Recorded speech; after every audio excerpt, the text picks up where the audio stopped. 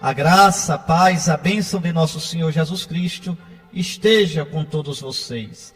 Hoje nós celebramos no Brasil a solenidade de São Pedro e São Paulo. É também o dia do Papa, dia do sucessor de Pedro. Dia de rezar de modo especial pelo Santo Padre e de renovar, reatar, aprofundar nosso espírito de fé no seu ministério. Quem vos ouve, a mim ouve, tu és Pedro, sobre esta pedra edificarei a minha igreja, o que ligares na terra será ligado no céu, o que desligares na terra será desligado no céu. Todos os discípulos de Cristo, por vontade do próprio Senhor Jesus, têm o dever, a obrigação sagrada da comunhão obediente, respeitosa e fiel com o sucessor de Pedro, pastor de toda a igreja de Cristo. Se cada bispo é pastor da sua igreja diocesana, o Papa, como bispo de Roma e sucessor de Pedro, é pastor de toda a igreja. Então, hoje, solenidade de São Pedro e São Paulo, apóstolos. E antes de entrarmos, meus irmãos, na leitura da palavra de Deus, na meditação de cada uma das leituras, eu gostaria de fazer uma reflexão mais geral sobre esta festa. O missal romano diz assim: eis os santos, que vivendo neste mundo, plantaram a igreja, regando-a com seu sangue. Beberam o cálice do Senhor e se tornaram amigos de Deus. Que coisa impressionante. Está aí um belo resumo do que São Pedro e São Paulo significam para nós. Os santos que vivendo neste mundo, no mundo não fácil, mundo complicado, cheio de contradições, como o mundo de hoje. Pois bem, eis os santos que vivendo neste mundo, vivendo as lutas deste mundo, plantaram a igreja, regando-a com seu sangue. Plantaram a igreja com a pregação. Plantaram a igreja com o exemplo de vida. Plantaram a igreja por cartas. Plantaram a igreja nas suas viagens, fundando comunidades nas grandes cidades do Império Romano. Não só a plantaram, regaram-na com o seu sangue. Não somente porque derramaram sangue no final da vida, Pedro na cruz, Paulo pela espada, mas porque derramaram a vida, o suor, dia a dia pela igreja. Eis os santos, que vivendo neste mundo, plantaram a igreja, regando-a com seu sangue. Beberam do cálice do Senhor e se tornaram amigos de Deus. Ninguém se torna amigo de Deus. Ninguém se torna amigo de Cristo sem beber do seu cálice. Podeis beber do cálice que eu vou beber? Podeis ser batizados no batismo no qual serei batizado? Pergunta Jesus aos apóstolos. Eis aqui o verdadeiro apóstolo. É aquele que bebe do cálice do Senhor. É aquele que nos bons e nos maus momentos está unido ao Senhor. E isto Pedro e Paulo foram. Pois, por isso mesmo, eles são chamados de corifeus, isto é, líderes, chefes, colunas da igreja. Eles são apóstolos, eles são os primeiros enviados do Senhor. São testemunhas do Cristo morto e ressuscitado. A pregação deles plantou a igreja, que vive do testemunho que eles deram. Vejam, a fé cristã, meus queridos irmãos, é apostólica. A igreja de Cristo ou é apostólica ou não é a igreja de Cristo. O que significa ser apostólica? Significa que é a igreja fundada pelos apóstolos. Cristo, morto e ressuscitado, apareceu aos apóstolos. Cristo deu aos apóstolos o Espírito Santo. E com o Espírito Santo a autoridade de testemunhá-lo, de pregá-lo e de dirigir a comunidade cristã. Na pregação, na administração dos sacramentos e no pastoreio, no governo pastoral. Então a igreja de Cristo não é um galpão sem porta nem janela. A igreja de Cristo é aquela igreja que ele fundou e a entregou a Pedro e aos demais apóstolos. Então esses apóstolos são os primeiros enviados do Senhor. Você pode ver isso, muito bonito, a missão apostólica, no Evangelho de São Mateus, no capítulo 10. Você pegue aí, anote e olhe depois. Mateus 10, versículos 1 e seguintes. Jesus chama os que ele quis, constitui aqueles lá como 12, existiam muitos discípulos de Cristo. Dentre os discípulos, Jesus escolhe os 12. E dos 12, o primeiro é Pedro. Mateus chega a dizer, primeiro Simão, também chamado Pedro. Olhe lá o capítulo 10 de Mateus. Primeiro Simão, também chamado Pedro. Em todas as listas dos apóstolos do Novo Testamento, Pedro é o primeiro. E Judas Iscariotes é o último porque foi traidor. E Mateus diz, protos, primos, aí vem o nome primado, Pedro. Então, a igreja de Cristo é apostólica, não é apostólica porque eu inventei esse nome e disse, minha igreja é apostólica. Não. Não é apostólica só porque eu digo, não, eu sigo a Bíblia, que é a doutrina dos apóstolos. Não. Se você lê a Bíblia por conta própria, não é uma leitura apostólica. A igreja é apostólica porque nasceu dos apóstolos. Porque seus pastores são legítimos sucessores dos apóstolos. E porque guarda íntegra a pregação apostólica. E a pregação apostólica, meu querido irmão, minha querida irmã, escute bem o que o bispo vai dizer. A pregação apostólica não é simplesmente a pregação da Bíblia. Quando os apóstolos começaram a pregar, nem existia Novo Testamento. A pregação apostólica é aquela que é feita pelos legítimos sucessores dos apóstolos, os bispos em comunhão com o Papa, e dentro da fidelidade à tradição apostólica. A tradição de 2000 anos atrás. Não é só a Bíblia. A Bíblia faz parte desta grande tradição, mas a Bíblia não é toda a tradição da igreja. Tanto que várias vezes São Paulo vai dizer, o que ouvistes de mim, o que aprendestes de mim, sede fiéis às tradições que nós vos ensinamos. Está lá, pode ler na primeira carta a Timóteo, carta a Tito, pode olhar. Então, não é somente a Bíblia ela é apostólica quando ela é lida dentro da tradição apostólica. Se a Bíblia for lida simplesmente pela cabeça de quem está lendo, já não é mais a palavra de Deus, já não é mais tradição apostólica. É um livrinho que eu peguei para depois fundar minha igreja particular aí, privada, fazer um negócio. A Escritura diz, está lá na carta de Pedro, nenhuma Escritura é para interpretação individual. A Escritura foi dada à igreja. A Escritura nasceu na igreja. A Escritura nasceu, meus irmãos, de livros que eram lidos na missa, na liturgia. Então não é botar a Bíblia debaixo do braço e dizendo o que eu quero, não. Aí já não é mais leitura apostólica da Bíblia. Então, os apóstolos são os primeiros enviados do Senhor. Aliás, a palavra apóstolo quer dizer isso, não é? O apóstolo é o enviado. Como o Pai me enviou, também eu vos envio. Apóstolos, enviado. Então veja, enviados do Senhor são as testemunhas do Cristo morto e ressuscitado. A pregação deles plantou a igreja. E a igreja vive do testemunho que eles deram. Vocês podem olhar também Mateus, capítulo 28, versículos 18 a 20. Jesus diz aos 12, ide por todo o mundo. Pregai o evangelho. Dentre as nações fazei discípulos meus. Batizai-os em nome do Pai, do Filho e do Espírito Santo. Quem batiza é a igreja. Então você tem que entrar na igreja, não adianta. E a igreja é apostólica. Vamos ser um pouquinho esses apóstolos. Pedro foi discípulo da primeira hora de Jesus. Lembre, logo no início do evangelho, Jesus passando pelo mar da Galileia, viu Pedro e André jogando as redes ao mar e os chamou. João diz que antes mesmo disso, Tiago e André eram discípulos de João Batista e já seguiram Jesus. E André chamou Pedro. Vinde e vede, encontramos o Messias. Então já ali, Pedro é discípulo da primeira hora. Seguiu Jesus durante todo o período da sua pregação. Recebeu do Senhor o nome de Pedra. Pedro é o nome que Jesus deu a Simão. Pedra, Kefa em aramaico, que em grego ficou Cefas. Pedra, a pedra.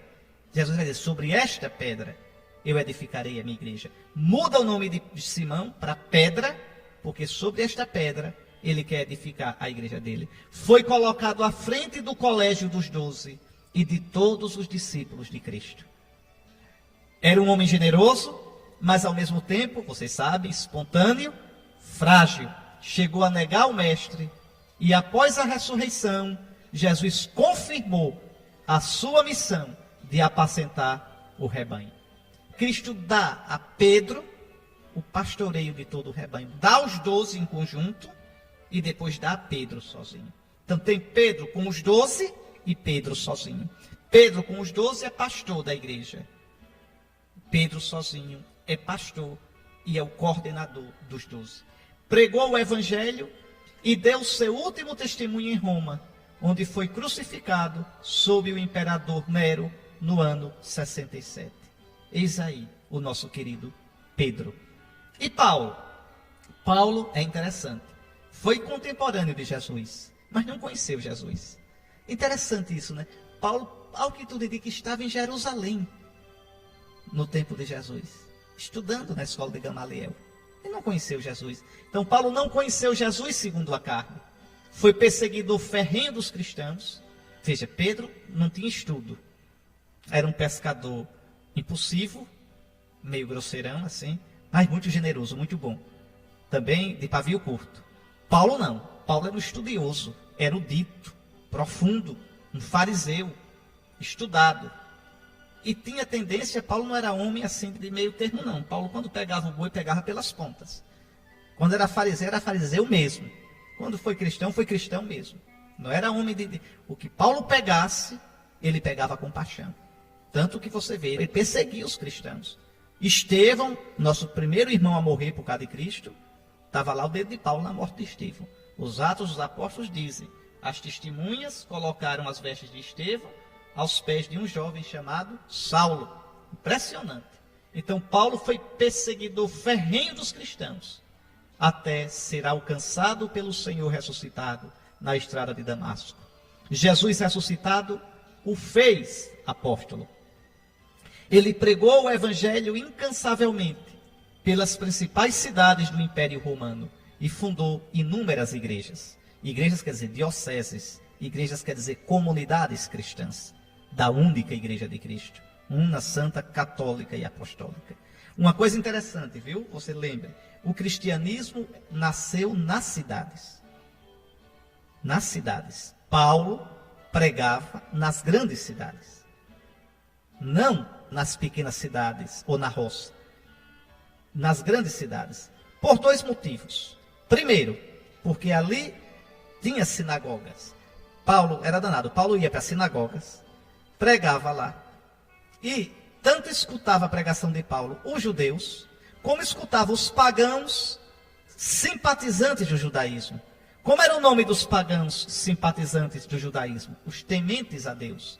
Tanto que muitas vezes no discurso Paulo diz, judeus e vós que temeis a Deus, quer dizer, vós tementes a Deus, são pagãos simpatizantes do judaísmo. Esses pagãos em geral se convertiam tudo ao cristianismo. Daí a raiva de morrer dos judeus. Esse Paulo maldito vem pregar na sinagoga e ainda rouba o nosso povo. Então, Paulo, em geral, pregava nas grandes cidades, primeiro, porque lá havia sinagogas.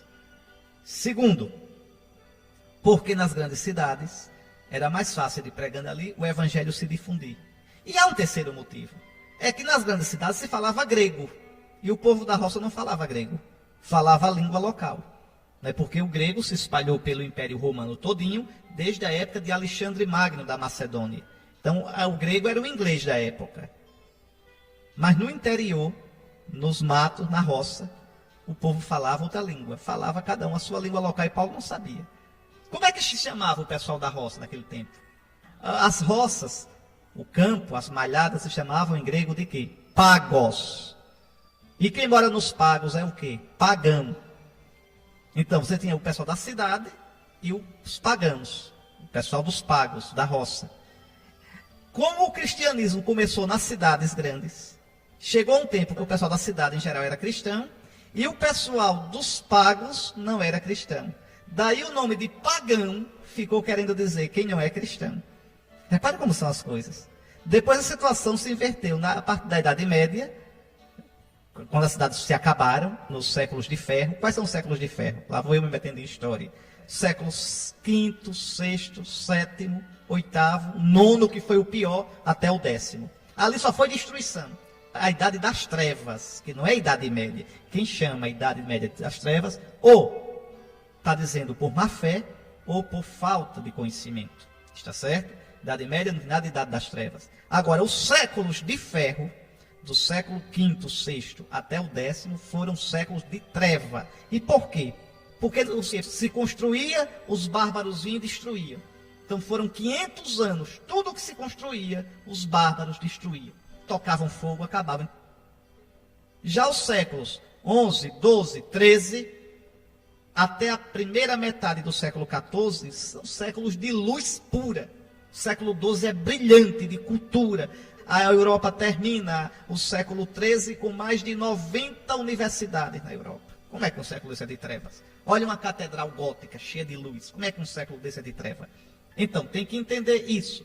Aí, nesses anos obscuros, séculos V, VI, VII, VIII, IX, X, a igreja vai para a roça. Por quê? Porque desaparecem as cidades. Os bárbaros acabam com tudo. Então, hoje, a igreja está também na roça. É até mais forte na roça. Mas ela começou nas cidades grandes. Os apóstolos pregavam nas grandes cidades. Pois bem, Paulo pregou o evangelho incansavelmente pelas principais cidades do Império Romano. Combateu ardentemente pela fidelidade à novidade cristã. Paulo foi o primeiro grande teólogo da igreja. Paulo e João, os grandes primeiros teólogos, e Paulo maior ainda. E foi Paulo que melhor explicou como Cristo não cabe mais no judaísmo. Cristo vem de Israel, Cristo é judeu, mas ultrapassa Israel. Foi Paulo que deixou claro que o cristão não está mais obrigado a cumprir a lei de Moisés. Paulo deixou claro, o cristão não está mais obrigado a nenhuma obra da lei. Não é qualquer obra. As boas obras, as obras por amor de Cristo, o cristão tem de praticar. Mas as obras da lei, o cristão está dispensado.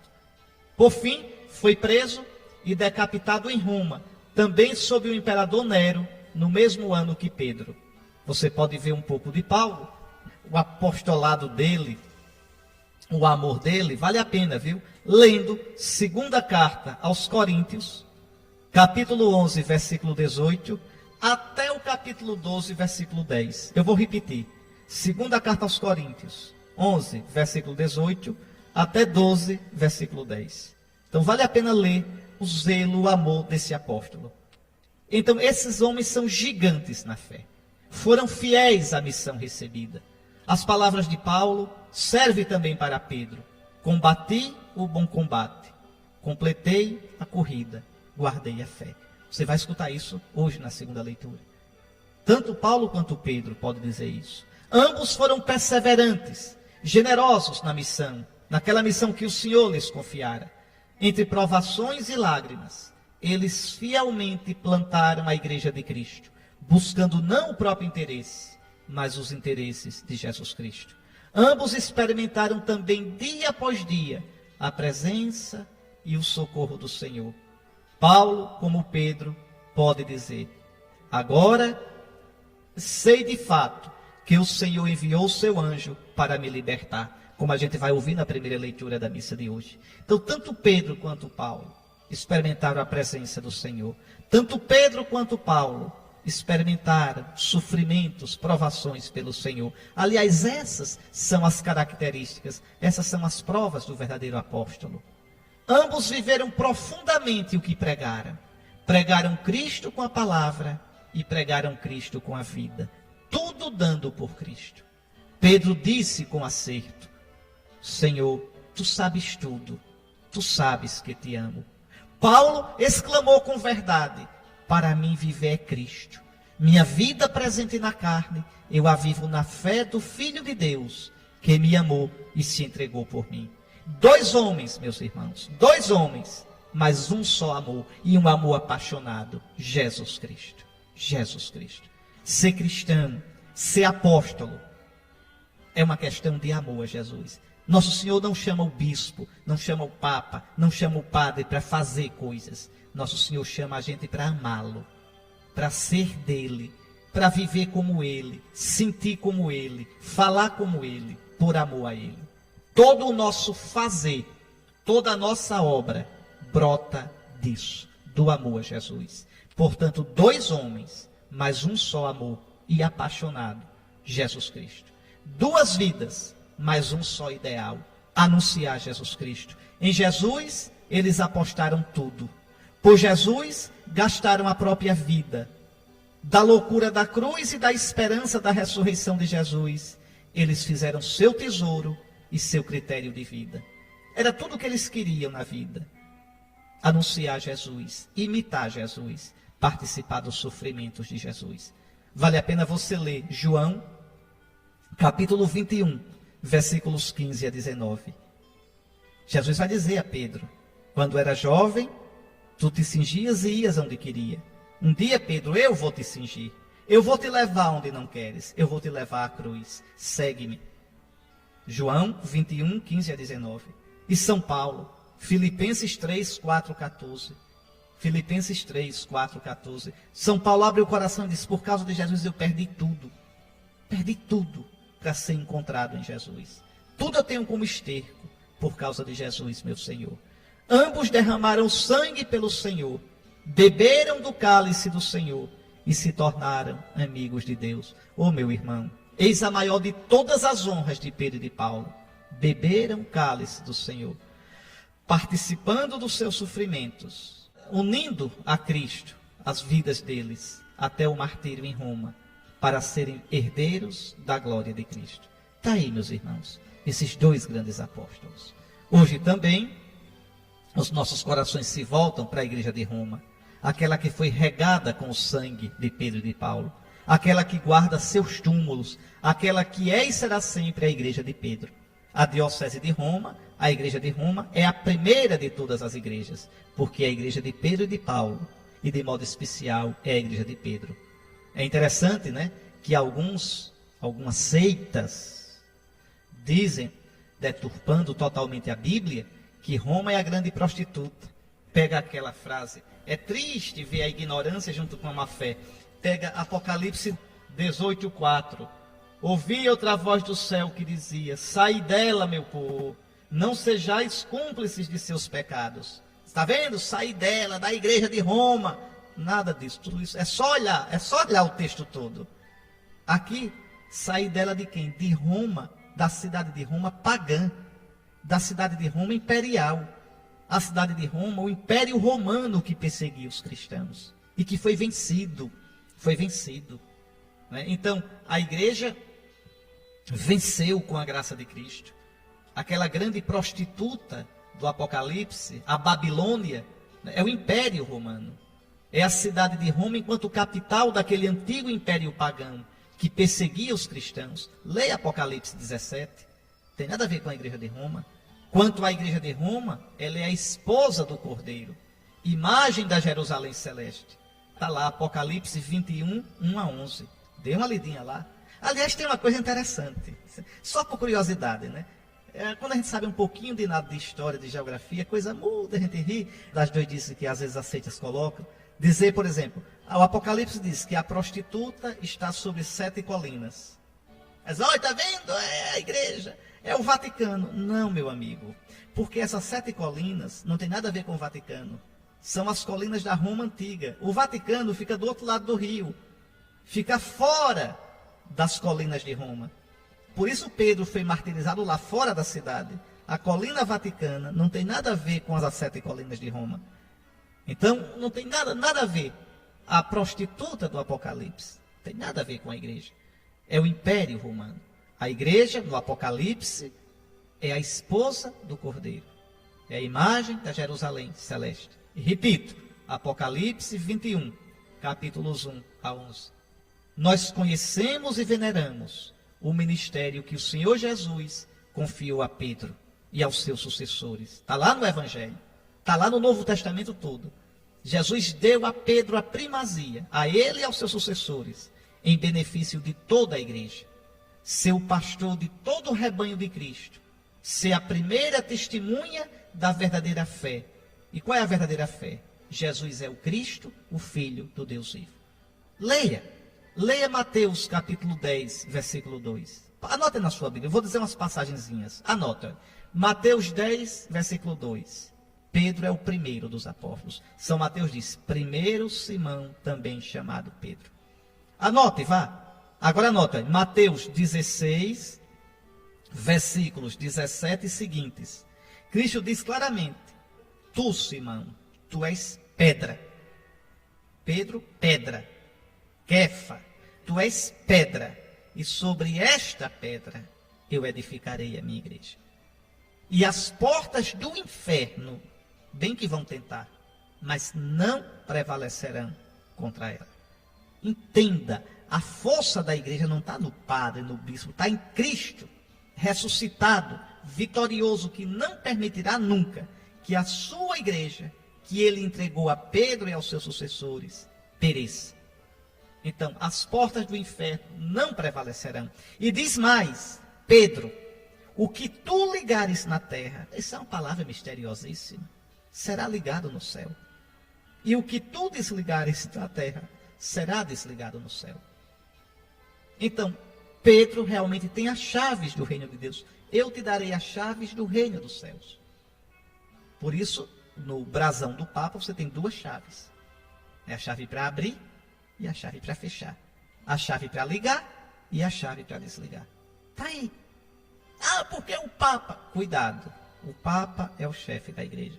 Ah, mas não aceite. Se você é cristão, aceite porque Cristo colocou.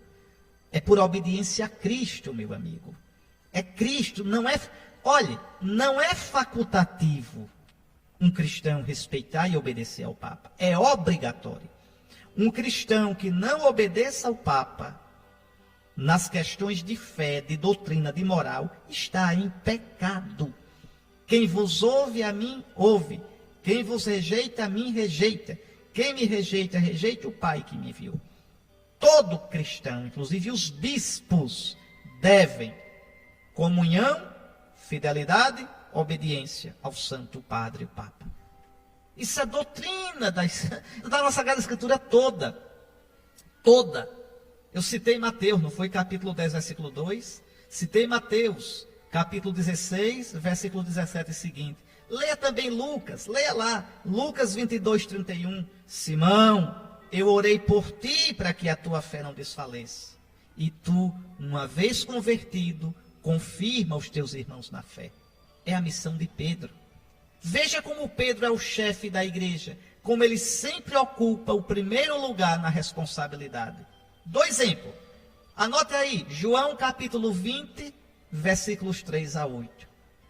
Pedro e João correm para o túmulo. João é mais jovem, Pedro é mais velho. João chega primeiro, não entra. Espera que Pedro chegue e entre. Só depois ele entra. Olhe Atos, capítulo 1, versículos 15 e seguintes. Quem é que determina a eleição do sucessor de Judas? É Pedro.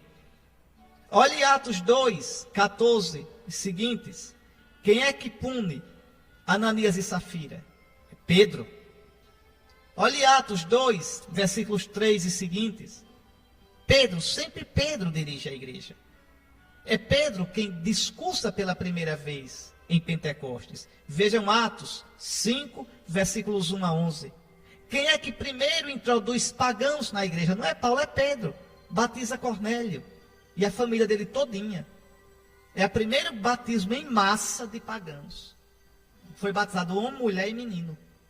Batizou-se Cornélio e toda a sua casa. Não diz menos as crianças. Não diz todos os adultos da sua casa. Todos da sua casa.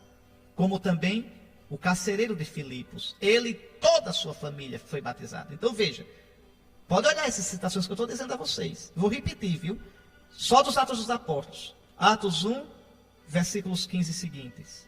Atos 2, versículos 14 seguintes. Atos 2 também, versículo 3 e seguinte. Atos 5, versículos 1 a 11. Depois pode olhar primeiro aos Coríntios, capítulo 15, versículos 3 a 5. São Paulo diz que Jesus ressuscitado apareceu primeiro a Pedro. A Pedro. Num pequeno credo, Paulo diz: eu recebi do Senhor o que vos transmiti. Eu recebi, eu aprendi na igreja. Cristo morreu pelos nossos pecados, foi sepultado, ressuscitou, apareceu a Cefas, está vendo? Depois aos 12, depois a Tiago, a mais de 500 irmãos e depois a mim. Apareceu a Cefas. Ah, não foi a Madalena? Aos apóstolos, dos apóstolos, o primeiro foi Pedro. Interessante que São Paulo não diz apareceu a Simão, Desapareceu a pedra, apareceu a Cefas. Já disse a você, Cefas, em grego, é a tradução de Kefa, em aramaico. Pedra, certo? Então, é muito interessante isso. Lembre, Pedro é pedra. Sabemos com certeza de fé que a missão de Pedro perdura nos seus sucessores em Roma. Ah, mas aquele Papa foi pecador, aquele Papa... Mais pecador de todinhos foi Pedro que negou Jesus. E Jesus o confirmou. Porque entenda, meu irmão, Pedro não é pedra pela força dele. Pedro não é pedra porque é o bacano. Pedro é pedra por causa de Cristo. É Cristo que faz de Pedro ser pedra. Eu orei por ti, para que a tua fé não desfaleça. Eu orei por ti. Tu nunca ensinarás um erro de doutrina, porque eu te sustento. Veja, não é porque tu és santo, não é porque tu és grande. Essa semana eu tinha escrito um artigo sobre essa questão dessa moda que está agora, essa propaganda enorme de homossexualidade em televisão, em tudo. E aí uma pessoa me mandou um e-mail, abusado, né? Disse, como é que a igreja fala sobre isso? Ela não tem moral para isso, tem padres que são homossexuais, tudo. Eu digo, meu amigo, você entendeu tudo errado. Quando a igreja fala sobre moral, quando a igreja ensina uma coisa, não é porque a gente é ótimo, maravilhoso, não. A igreja ensina porque Cristo a mandou ensinar. E a igreja diz o que é certo e o que é errado, porque aprendeu de Cristo o que é certo e o que é errado. Então, é um engano muito grande a gente achar que a força da igreja está na gente. E que a igreja é santa por causa dos padres. Não, a igreja é santa por causa de Cristo. Quanto aos nossos padres, quanto aos nossos leigos, eles têm suas fraquezas e devem corrigir. Não estou falando agora só de sexo, não, viu? Estou falando das fraquezas dos nossos pecados. E é uma luta a vida todinha. Não é à toa que na missa a gente começa dizendo: confessemos os nossos pecados. Confesso a Deus Todo-Poderoso. E antes de comungar a gente diz: Senhor, eu não sou digno. Ninguém diz que é santinho, não. Que é impecável, não. Quanto aos padres, é claro, devem ter uma vida reta. E quando não tem, devem receber a devida correção, o devido conselho por parte do bispo. Mas daí a dizer que a igreja não pode falar porque tem pecadores no meio dela, desde o início. Começou cedo. Judas traiu. Pedro negou. Tomé duvidou. Os 12 fugiram. Mais do que isso, não sei o que é que vocês querem. Se quiserem mais, olha a primeira carta de São Paulo aos Coríntios, o pau comendo, os cristãos brigando. Olha a segunda carta, São Paulo reclamando do trabalho que os coríntios davam. Olha a carta aos Gálatas. São Paulo passa pregando, depois chega outro despregando tudo e os Gálatas vão atrás. São Paulo se dana, ó Gálatas insensatos. Então não é de hoje, nem de ontem. A igreja nunca disse que era um grupo de santinhos. A igreja ensina que ela é santa por causa de Cristo, o santo de Deus que a santifica. Então, nós sabemos com certeza de fé que a missão de Pedro perdura nos seus sucessores em Roma. O Papa será sempre na igreja o referencial seguro da comunhão na verdadeira fé e na unidade. Quando surgem, como ervas daninhas, tantas e tantas seitas cristãs e pseudo-cristãs, é a nossa comunhão com Pedro que é garantia de permanência seguríssima na verdadeira fé. Quando o mundo de hoje já não sabe mais se constrói, nem se regula pelos critérios do Evangelho, não sabe mais. O mundo de hoje é uma coisa triste, triste. A palavra segura de Pedro é para nós uma referência segura daquilo que é ou não é conforme o Evangelho. Olha, vocês desculpem, eu falei bem muito agora nessa introdução, porque depois eu vou fazer um pequeno comentário sobre as leituras, mas hoje eu queria realçar a figura de Pedro e de Paulo. Lembro, hoje é dia de rezar pelo Papa. E a sua coleta hoje na missa, o dinheiro que você der hoje na missa, é o óbolo de São Pedro. Esse dinheiro é mandado para Roma. Para quê? Exclusivamente para as obras de caridade que o Santo Padre tem pelo mundo inteiro. Só para vocês terem uma ideia, eu sempre gosto de dar esse exemplo. Quando vê aquele tsunami enorme, não esse último no Japão, mas aquele que atingiu vários países da Ásia, o que o Papa mandou de dinheiro através da Caritas para reconstruir casas, e de muçulmanos, de budistas, são as obras de caridade do Santo Padre. Então hoje esse dinheiro tem esse sentido também. Numa comunhão com o Papa, com o sucessor de Pedro, que também passa pelo nosso material, para ajudar aquele que é o nosso Pai comum nas obras de caridade que ele faz em nome de toda a igreja. Está aí, meus irmãos, eu só queria chamar a atenção para algumas coisas assim bem simples. Primeiro, ser apóstolo de Cristo é participar dos sofrimentos de Cristo. O apóstolo verdadeiro do Senhor pode receber elogio e aplauso, mas vai receber muito mais crítica e sofrimento. E não se amargura, porque sabe que foi-lhe dada a graça não somente de crer em Cristo, mas de sofrer com Ele. Uma coisa aqui interessante, você veja, Cristo liberta Pedro da prisão, mas não vai libertar Pedro na hora da cruz. O Senhor liberta Pedro da prisão porque ele tem ainda uma missão a cumprir. Mas quando chegar a hora dele, ele vai morrer. Então, ser apóstolo não é viver no mar de rosas, não. É participar dos sofrimentos de Cristo. Tome a sua cruz e siga-me. Isso vale para todo cristão, de modo especial para um padre, para um bispo, para os apóstolos de Cristo, de modo especialíssimo para o Santo Padre. Eu já expliquei aqui. É por isso que o Papa usa sapatos vermelhos. Não é a cor do sapato do Papa, de qualquer Papa, é vermelho. O vermelho escarlate, porque lembra o sangue. Lembra que os passos dele, os passos que o Papa deve dar, não são os que ele quer dar, mas para onde Cristo leva. Jesus diz a Pedro, outro te cingirá e te levará aonde não queres. Para onde? Para a cruz. Segue-me, segue-me. Eu dou um exemplo bem de agora. Veja, o Santo Padre institui o ano sacerdotal. Lembra? Aí o diabo pega exatamente para estragar tudo, porque sabe o fruto que dá para a igreja. Aí coloca tudo quanto é escândalo de vida sexual de padres tronchos, tortos, de 60, 40 anos atrás, e culpando o Papa que não tem culpa de nada. Nada. Hoje aqueles que noticiaram que o Papa encobriu, hoje reconhecem que o Papa nem sabia, nem era Papa naquela época, nem nada. Mas, veja, o diabo usa para quê? Para emporcalhar. Imagine a dor para o Papa, o sofrimento. Mas faz parte. Não se pode seguir o Cristo sem sofrer. Mas o sofrimento purifica. O sofrimento purifica, fortalece, mantém na verdade, na humildade, a crisola. Então Jesus solta Pedro, mas chegará a hora em que Pedro será ligado na cruz e dará o testemunho dele.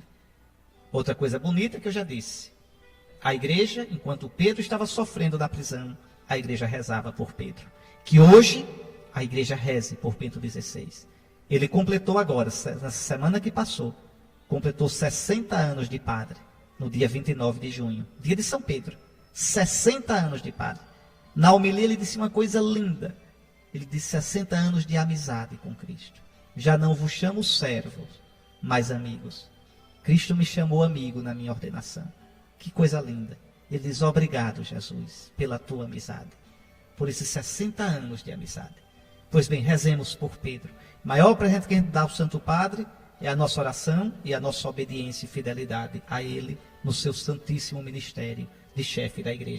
Está aí, meus irmãos, uma vida todinha entregue por Cristo. Né? Resume bem a vida de Paulo, mas também a vida de Pedro. Eu já estou para ser derramado em sacrifício. Aproxima-se o momento da minha partida. É por isso que o padre é sacerdote. Porque a vida dele é um sacrifício de louvor a Deus por Cristo no Espírito Santo. A missa que o padre celebra no altar, ele deve celebrar na vida dele. Veja, eu já estou para ser derramado. Me derramei todinho como Cristo se derramou. Me quebrei todinho como Cristo se quebrou. Já não sou eu quem vivo, é Cristo que vive em mim. Esse é o resumo da vida de Pedro. Esse é o resumo da vida de Paulo. Depois, a certeza da fidelidade guardada. Meu Deus, queira Deus a gente poder dizer isso no fim da vida da gente. Combati o bom combate, completei a corrida, guardei a fé. Isso é o grande dom que a gente deve pedir, sobretudo nós bispos, os padres, o dom da perseverança até o fim. Agora está reservada para mim a coroa da justiça que o Senhor me dará. O Senhor esteve ao meu lado, me deu forças. Está aí. E eu fui libertado da boca do leão. Ele me livrará de todo mal. Essa é a grandeza de Pedro. Essa é a grandeza de Paulo. A fidelidade a Cristo, a comunhão com Cristo nos seus sofrimentos, na sua cruz, para participar também da sua glória. Está aí, eu já comentei esse evangelho. Só lembro isso a vocês. Pedro é o próprio Pai que escolheu Simão. Imagine a cena.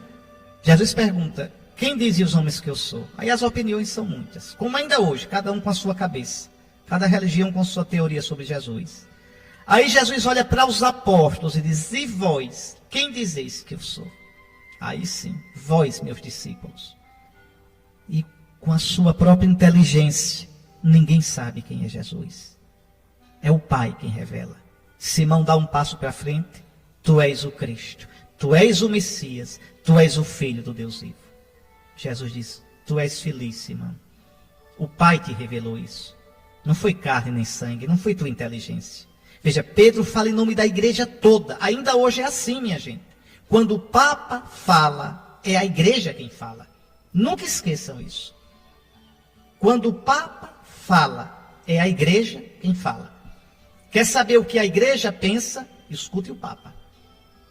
E, pois bem, não foi carne nem sangue que te revelaram isso, foi o meu Pai.